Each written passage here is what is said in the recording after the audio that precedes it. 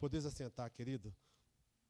Queridos irmãos, o tema da nossa reflexão aqui nessa noite é despindo do velho e vestindo do novo em Cristo. Esse é, portanto, o tema da nossa reflexão aqui nessa noite. Então, irmãos, a carta que Paulo escreve aqui a Colossenses foi escrita pelo apóstolo no momento em que ele estava preso em Roma, provavelmente em torno de 60 depois de Cristo, e ele escreve para os cristãos da Ásia Menor, na cidade de Colossos, e que estava sendo influenciada por heresias. Nós falamos isso aqui na última mensagem, né? A igreja da época, né, enfrentava uma grande crise de ensinos gnósticos, misticismo, asceticismo. E aí Paulo escreve essa carta justamente para combater aquelas heresias existentes ali naquela igreja de Colossos. E aí, irmãos, se os irmãos que já leram aí o livro, essa carta de Colossos, né, os capítulos 1 e 2, né, Paulo trata aqui de uma teologia, dizendo para nós quem é Cristo e o que ele fez por nós. É basicamente isso que ele ensina aqui nessa carta para nós, nos versículos 1 e 2. E aqui nos capítulos 1 e 2, perdão. E aqui no capítulo 3, irmãos, ele faz uma transição, por assim dizer, né, da teoria para a prática, né, como ele ensina aqui como viver em Cristo. E nós entendemos que Paulo mostra aqui, né, o que significa viver em Cristo. Ele mostra para nós que nos versículos de 1 a 4 aqui, ele fala sobre buscar as coisas do alto, né, onde Cristo está, à direita do Pai. E no versículo 5 a 11 aqui, ele explica, o que nós lemos aqui nessa noite, ele explica justamente o que deve ser abandonado. O que deve ser abandonado, e isso é o que nós precisamos para a nossa vida. Entender o que nós precisamos abandonar na nossa vida para que nós possamos perseverar na nossa caminhada assim, junto com o Senhor Jesus. Amém? De fato, irmãos, nós vivemos num tempo marcado pela liberdade, pela libertinagem, em que tudo é permitido nesse nosso tempo. Perceba, irmãos, que há um incentivo, né, até a normalizar as coisas erradas, né?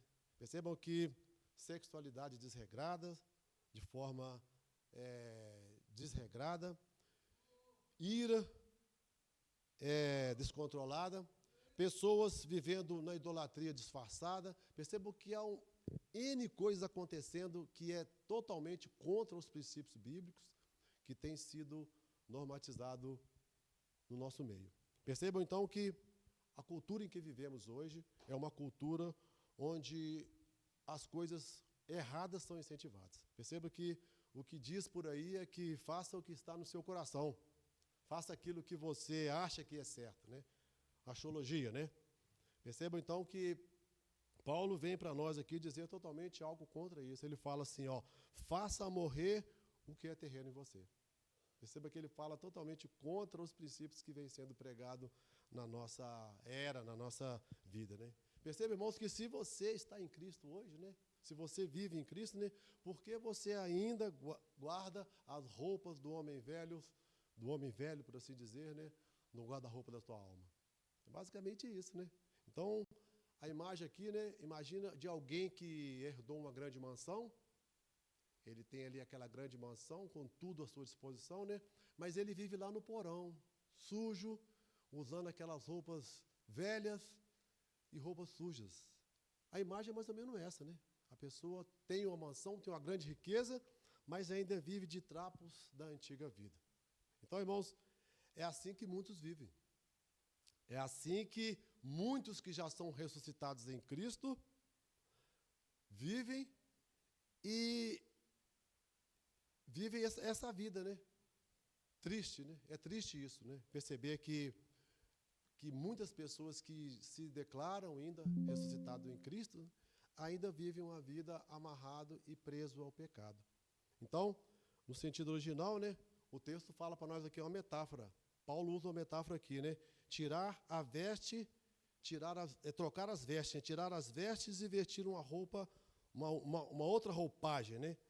Isso aqui é para descrever para nós, irmãos, a transformação espiritual que é necessária na nossa vida. É isso que Paulo quer dizer aqui. Paulo não está apenas dando conselhos morais, mas, via de regra aqui, Paulo está chamando a uma quebra, uma quebra radical do que nós vivemos hoje. Ele está chamando aqui a deixar a velha vida, a antiga vida, é um tipo de morte espiritual, e nascer de novo para uma nova vida.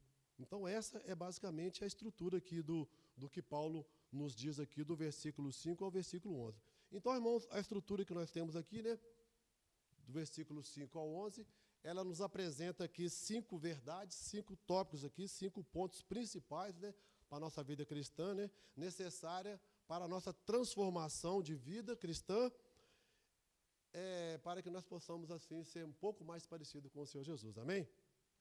Então, irmãos, olhando para a sua Bíblia aí, mantenha a sua Bíblia aberta para que nós possamos ler junto aí os versículos, né?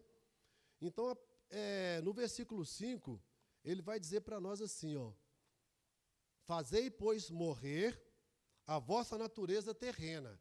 Ele fala prostituição, impureza, paixão, desejos maus e avareza, que é idolatria.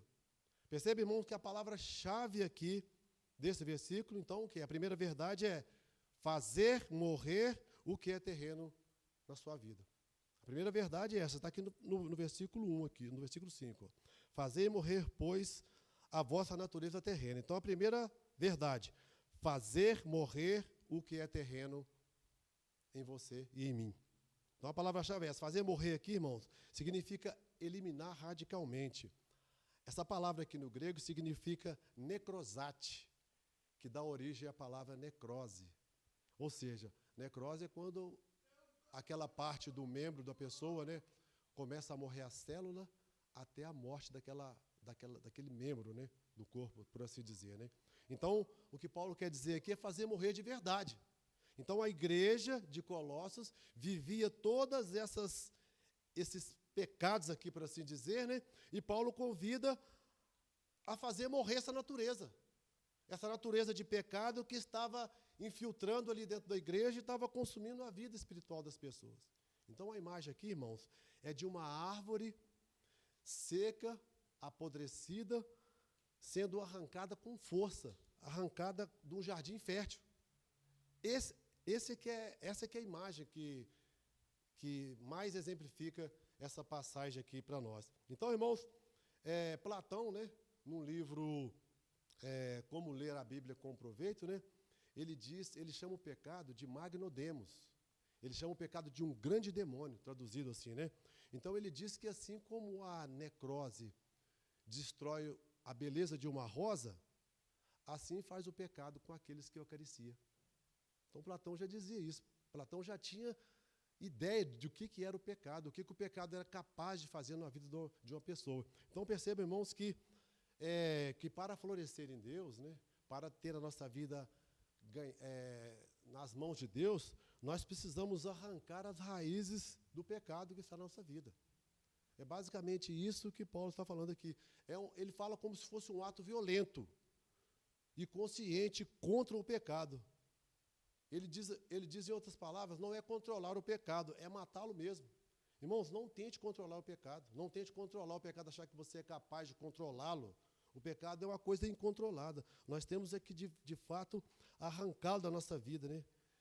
E aí, né, no mesmo versículo, aí, o autor passa a descrever para nós aqui, né, a lista dos pecados existentes dentro daquela igreja de Colossos, né? Então, ele fala primeiro aqui a prostituição, que é a imoralidade sexual de qualquer tipo, de qualquer espécie. Perceba aqui que os 5 pecados citados aqui por Paulo são categorias de pecados sexuais e de idolatria. Perceba que ele fala aqui da prostituição, né, que é a moralidade sexual de qualquer tipo. Ele fala aqui de impureza moral. Ele fala aqui de paixão descontrolada, que no grego é patos. Ele fala aqui de avareza, desejo maligno, e ele fala aqui de ganância, que é idolatria, avareza, né? Que no grego é pleonexia.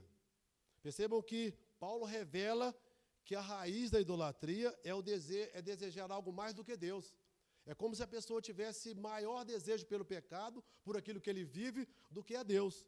Isso é idolatria. Essa lista não é apenas um comportamento, mas ela é atitudinal, por assim dizer, né? Ela é uma lista de atitudes. Percebam que trata-se do coração, trata de algo que nós carregamos no nosso coração, que nós desenhamos, ou que nós pensamos antes, ou planejamos antes que isso venha acontecer na nossa vida. Percebam que são coisas que aquela igreja no passado vivia ali, mas que Paulo trata de uma forma bem dura, de uma forma que precisa ser tratado com muito rigor, para que a gente seja cristão mais puros na presença do Senhor. Então, para florescer em Deus, né, é preciso arrancar as raízes do pecado. Guarda isso na sua mente, irmãos.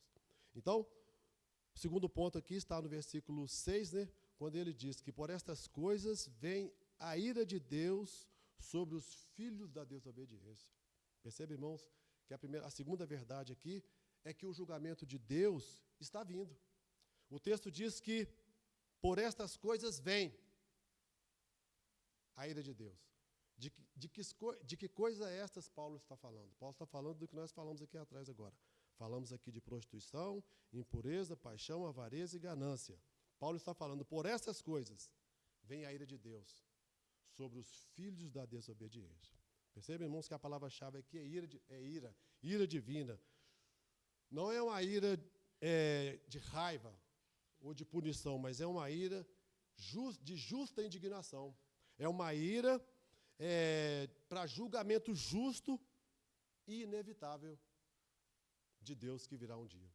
Perceba que o texto ele é bem claro quando diz para nós que por estes atos vem a ira de Deus.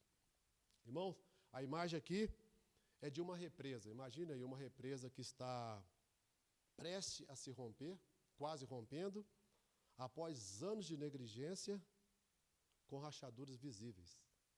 Imagine só, uma represa que está próxima a se romper, as pessoas vão negligenciando, rachaduras visíveis ali, e um dia ela se rompe. Assim é a ira de Deus. A ira de Deus, ela não vem assim, sem avisar. É avisado que a ira de Deus um dia virá. Percebam, então, que a ira de Deus não vem sem avisar, assim como a represa. Ela é uma resposta da escolha da desobediência. A ira de Deus, percebam, irmãos, que Deus está sempre dando uma nova chance. Assim como diz lá em Malaquias, né?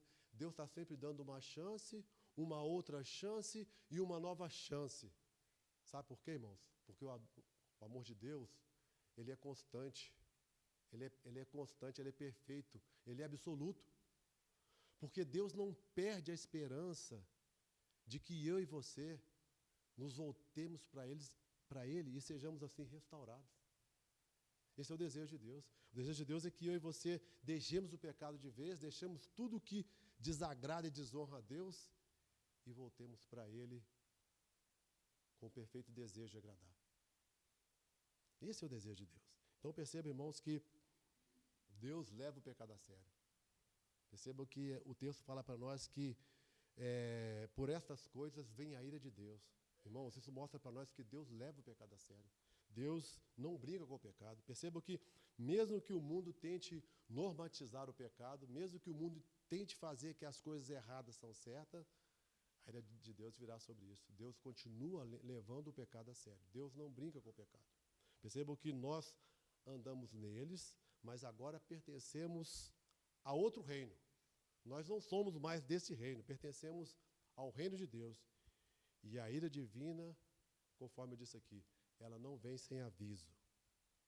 Percebam então que, continuando aqui na leitura do texto, no versículo 8 ele vai dizer: agora, porém, despojai-vos igualmente de tudo. Ele fala ira, indignação, maldade, maledicência e linguagem obscena no falar. Não mentais uns para os outros, versículo 9, uma vez que vos despiste do velho homem com os seus feitos. Terceira verdade aqui do texto, irmãos, é despojar do velho homem. É um convite a despojar do velho homem. A palavra despojar aqui significa tirar semelhante a alguém que remove uma roupa suja. Despojai-vos como uma pessoa que tira a roupa suja no final do dia. Os cristãos devem desfazer-se dos trajes da sua velha vida pecaminosa. Assim como uma pessoa troca de roupa, uma roupa suada e suja no final do dia, nós, como cristãos, devemos nos despir dos trajes da nossa velha vida, da nossa vida pecaminosa do passado. Então, a ilustração aqui é como um soldado deixando as suas armas enferrujadas aos pés da cruz. Agora, você não guerreia mais com esse tipo de arma. Agora você não guerreia mais com as armas velhas. Você agora tem novas armas. Você agora guerreia com Cristo ao teu lado. Perceba, irmãos, que despir-se da ira, indignação, maldade, maledicência, linguagem obscena no falar e não mentir. Perceba que a lista, aqui ela é social e emocional. Perceba que está ligado à nossa emoção, está ligado ao meu eu. Irmãos, se eu quero me despir dessas coisas, eu preciso primeiro me conhecer. Eu preciso fazer uma autoanálise do meu coração. Quem sou eu? O que eu tenho? Será que eu realmente preciso melhorar essas coisas? Claro que sim, mas às vezes muita gente não percebe isso. Muita gente às vezes não faz a sua autoleitura, que ele precisa se dedicar ali para livrar da ira, Aqui ele fala de uma ira explosiva, presente no coração de uma pessoa. Percebe, irmãos, quanto é triste uma pessoa que é irado, explosivo, que perde a sua referência por qualquer coisa. Isso é inteligência espiritual, irmãos. Nós precisamos trabalhar isso. E a primeira coisa para me vencer isso aqui é eu me conhecer primeiro, saber quem sou eu. Eu sou irado, eu sou uma pessoa que desequilibra fácil. Eu preciso tratar isso. Quando você percebe que você tem esse defeito, aí você vai se curar, você vai se tratar com isso.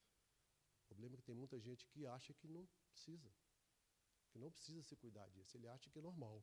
Então aqui ele fala de uma outra coisa, ele fala aqui da indignação, Quantas vezes eu ouvi uma pessoa falar assim, não, eu estou indignado com isso. Irmãos, indignação aqui é pecado. No grego, orge, significa ressentimento interno. Quantas pessoas que guardam ressentimento interno, ficam guardando uma mágoa por muitos anos, muito tempo, Às vezes chega até a pensar mal de alguém por causa da indignação que tem no seu coração. Aqui o texto fala assim, o segundo pecado aqui que Paulo cita aqui, emocional, e social, é justamente a indignação.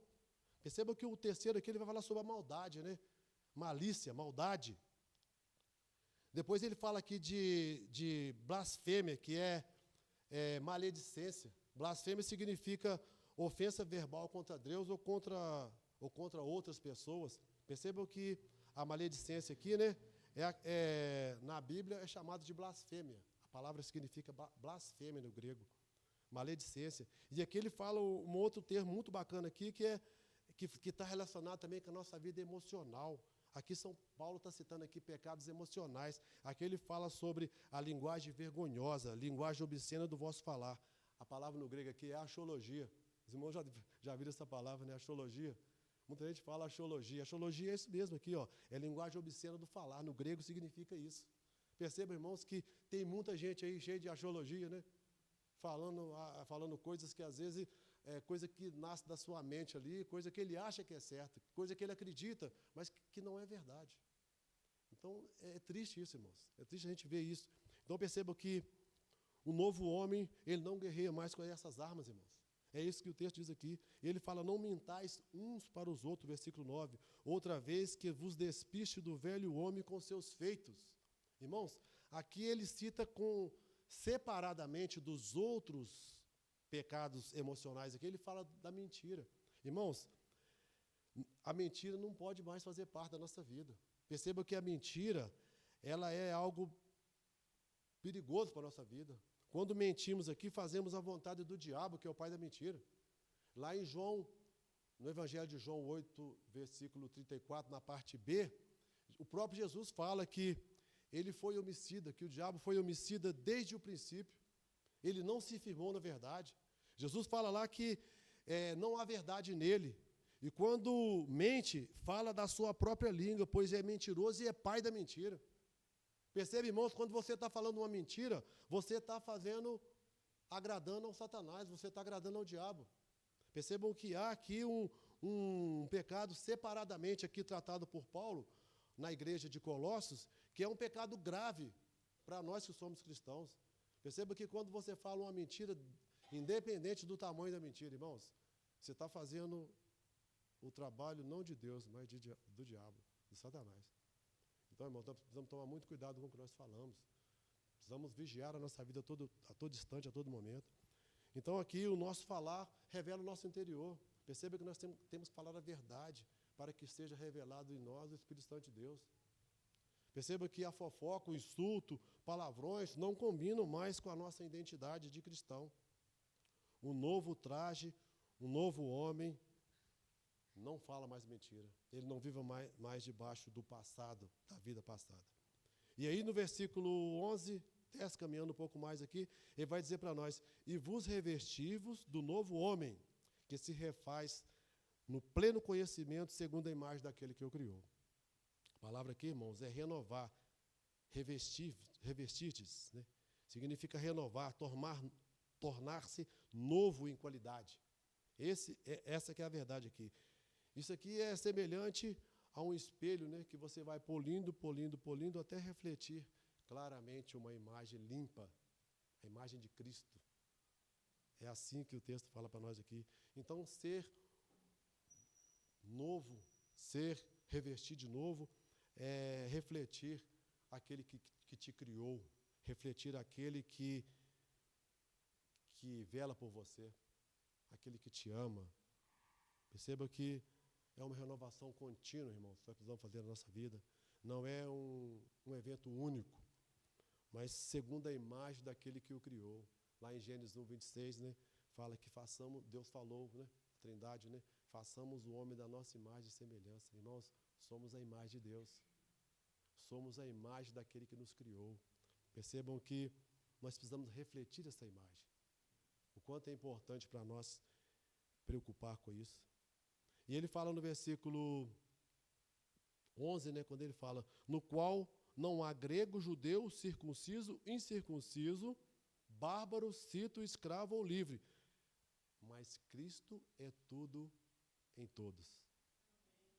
Percebe, irmãos, que a nova humanidade, sem divisões, sem separação de cor, raça, posição social, cultura, financeira, nada disso tem valor, mas Cristo é tudo em todos.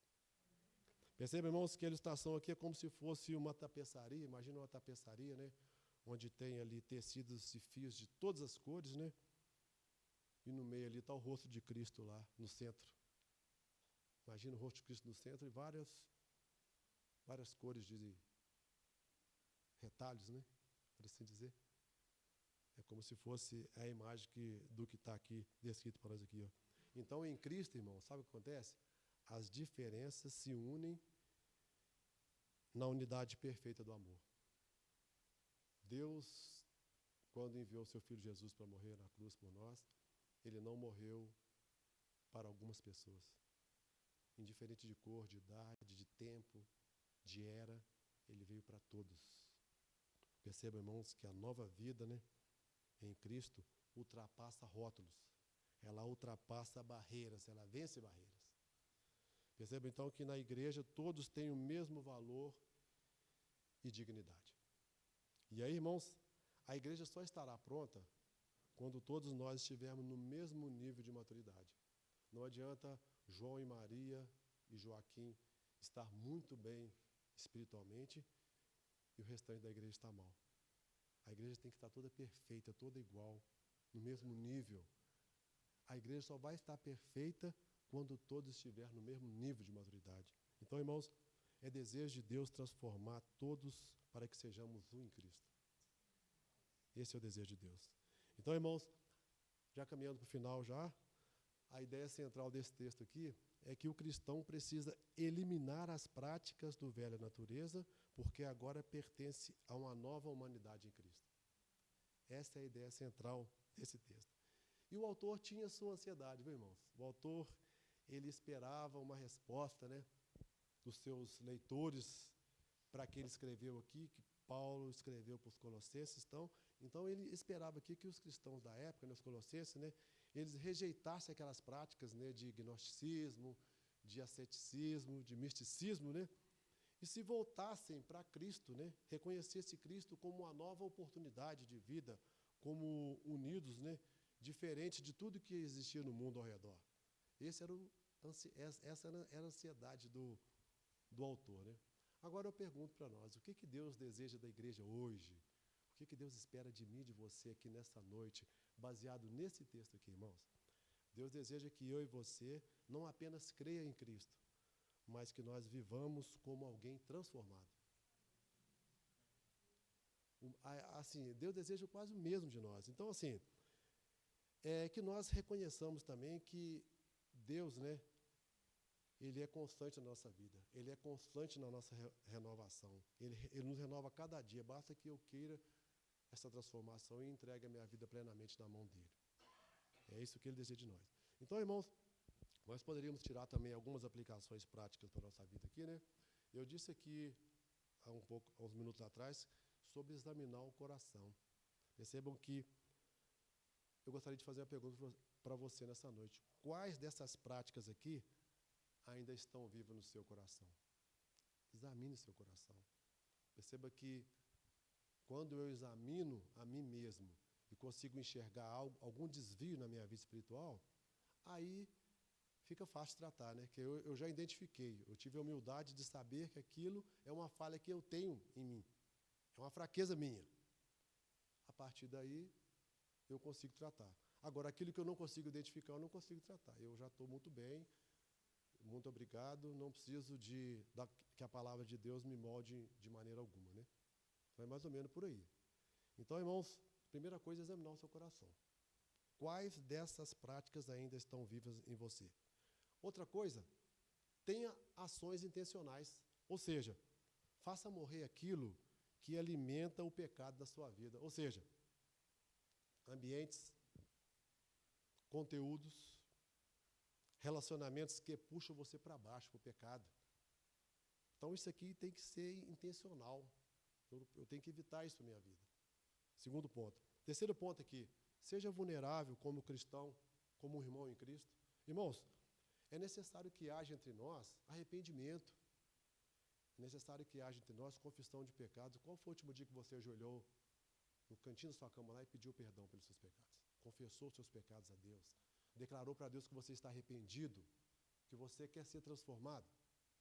É necessário que haja isso em nós, irmãos. Desejo de ser renovado, desejo de ser restaurado, pedir perdão, arrependimento, confessar, buscar ajuda. Quem sabe talvez até aceitar ser discipulado. Irmãos, eu gostaria de ouvir mais sobre esse assunto. Alguém teria condição de me explicar mais, com mais detalhe, para me amadurecer a minha fé em Cristo? Isso é humildade, viu, irmãos? Humildade é o princípio da sabedoria. E o quarto ponto aqui, né? É alinhar a sua linguagem com a nova identidade. Irmãos, isso é muito importante. As suas palavras revelam se você ainda está no velho homem ou se você já é o novo homem. Perceba isso, hein? As suas palavras, o que você fala no seu dia a dia, mesmo quando está sozinho lá, revela quem você é. Qual que é o homem que está reinando na sua vida? Se é o novo ou se é o velho. Isso é muito importante também nós olharmos, hein? Então o desafio fica para nós aqui, irmãos, essa noite. O que ainda precisa morrer em você, hoje? De que roupas espirituais você precisa se despir? Como você pode, essa semana, viver como alguém renovado? Quem sabe essa semana tem alguma coisa que você deseja fazer de novo na sua vida? Renovado, renovar a imagem de Cristo, se libertar das amarras do pecado de uma vez por toda? Quem sabe? Irmãos, entenda uma coisa, queridos. A vida cristã não é um remendo sobre a velha roupa. É despir completamente. Deus não aceita nada pela metade. É sem reserva, irmão. É se vestir de Cristo completamente. É isso que Deus quer de nós. É isso que Deus deseja de mim e de você. Perceba que Paulo chama aqui a um estilo de vida coerente com quem somos em Cristo. Ressuscitados, transformados e renovados. Esse é que é o desejo de Paulo para os seus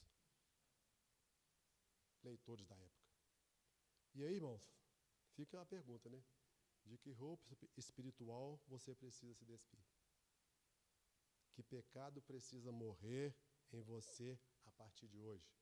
Fica a reflexão interna, sua, minha, no nosso coração. Saber que Deus é poderoso para transformar quando eu me prostro diante dEle e declaro para Ele a minha fraqueza. Quando eu reconheço a minha fraqueza, reconheço que sou fraco, que sou carente, sou necessitado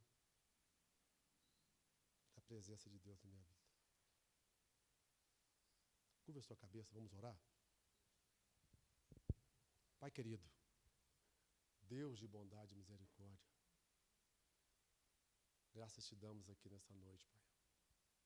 Pai querido, quando a Tua palavra nos convida a nos despir do velho homem. Ah, Senhor, quantos de nós ainda, Pai, que estamos caminhando com o Senhor, Pai, e ainda temos um resquício do velho homem na nossa vida, Pai. Quantos de nós ainda precisamos reconhecer a nossa condição, Pai? Saber que nós precisamos do Senhor para caminhar, Pai. Saber que o Senhor tem um grande amor, que o Senhor é aquele que tem dado sempre uma chance, o Senhor é paciente, o Senhor é bondoso, Pai. O Senhor tem dado uma chance, uma outra chance, uma nova chance, porque o seu amor é constante, absoluto, Pai. Sabemos que o Senhor tem vitória para cada um de nós, Pai. Pai querido, nós queremos, como igreja do Senhor aqui nesta noite, nos render aos teus pés, Pai. Queremos, como igreja do Senhor, Pai, arrependidos, confessar os nossos pecados, confessar para o Senhor as nossas fraquezas, saber que somente em Ti nós encontramos, Pai, a alegria de ser restaurado. Ó Senhor, visita Teu povo nessa noite, visita a Tua igreja de forma soberana e poderosa, Pai, transformando os corações, impactando vidas, Pai, para a glória do Teu nome, Pai. Ó Senhor, nós nos entregamos aqui no Teu altar nessa noite, Pai. Queremos nos esvaziar de nós mesmos. Queremos que o velho homem morra em nós, Pai. E que o novo homem que se refaz do Senhor, Pai, possa permanecer, Pai. Ó Deus amado, nós te clamamos nessa noite com um clamor de misericórdia, Pai. Que o Senhor derrame seu Santo Espírito sobre nós essa noite, Pai. Ensina-nos a olhar para dentro de nós mesmos, Pai, e reconhecer a nossa condição, Pai. Ó Senhor, nós te pedimos que o Senhor possa olhar para nós, Pai, com o teu olhar bondoso, carinhoso, de misericórdia, Pai, e nos fazer uma nova criatura, Pai. Ajuda-nos, Pai, a livrar daquelas amarras que nos seguram, Pai, que nos impede de te servir melhor, que nos impede de fazer aquilo que agrada ao Senhor, Pai. Que nós possamos assim entregar a nossa vida completamente, sem reservas. Possamos fazer morrer em nós tudo aquilo que não te agrada, Pai. Perdoa os nossos pecados, Pai, as nossas fraquezas, e nos fortaleça no poder do seu Santo Espírito. É o que oramos essa noite, com o perdão dos nossos pecados, agora e sempre. Amém. Quem sabe nessa noite nós temos alguém aqui que deseja despir do velho homem, né? Talvez está cansado da vida que você está levando, você está cansado dessa vida que você levou até agora, a igreja esteja em oração por isso. Quem sabe alguém nessa noite, né, que deseja tomar essa decisão de se despir do velho homem que te conduziu até hoje e se revestir do novo que está em Cristo Jesus. Talvez nós temos alguém nessa noite que ainda não tomou essa decisão. Mas nunca é tarde, irmão. Eu quero dizer para você, meu querido, que um dia eu tomei essa decisão. Um dia o pastor falou, convidou quem queria ser de Jesus, Eu levantei meu braço, tomei essa decisão. Estou aqui hoje para a glória de Deus. Quem sabe, né? Pelo jeito não temos ninguém nessa noite, mas eu gostaria de dizer para você que sentiu tocado, que sentiu que Deus falou para você nessa noite, que você possa voltar para casa e não vá dormir sem antes tomar essa decisão. Seja lá no seu leito, na sua cama, na hora de dormir, você toma essa decisão e depois você conta para nós. Nos procure aqui para que nós possamos orar. Estaremos orando por você, para que nós possamos tomar um caminho junto, caminharmos juntos, de mão dadas, rumo à pátria celestial. Um dia encontrar com Jesus, vai ser lindo esse encontro. Uma grande paródia vai haver no final dos tempos. Quem sabe eu e você juntos. Que Deus possa assim nos abençoar, irmãos. Que Deus possa assim nos dar uma semana de paz. Nos dê uma semana onde nós possamos encontrar um renovo na nossa vida. E que Deus nos abençoe.